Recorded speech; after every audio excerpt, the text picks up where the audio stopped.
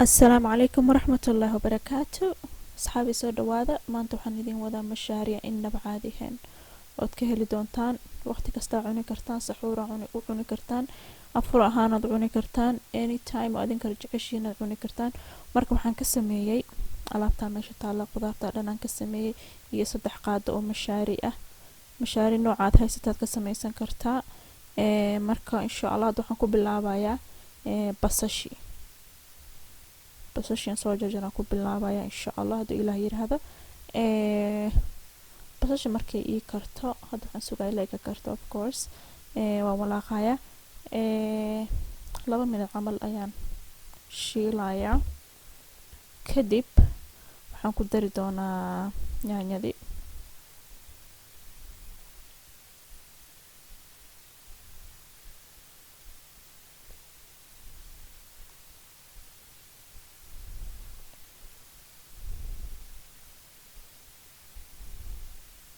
yaanyada si fiican u shiishid waaye.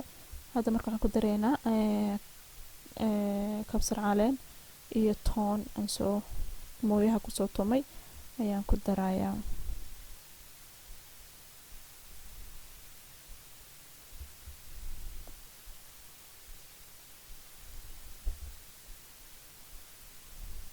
hadda waxaan ku daray broccoli oo soo jarjaray.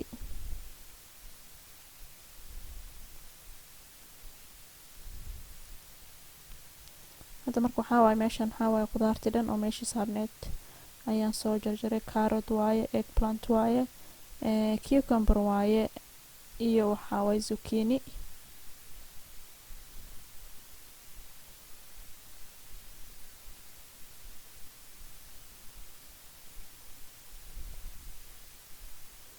qaado yar cusub baan ku daray.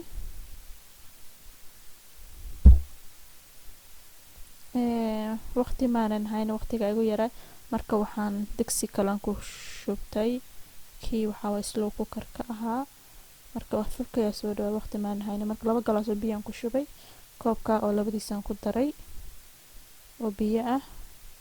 biyihii waa hadda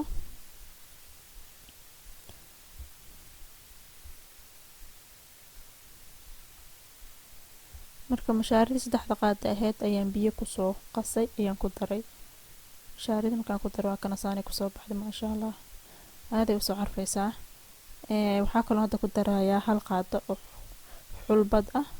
hadda rabto ku daray hadda rabto kuma darsanaysid saa jeceshahay. kinani waxaan jeclahay xulbad. kadib ku walaaqeynaa ku yara karinaynaa marka 5 daqiiqo kale ku kariyay saani ku soo baxday.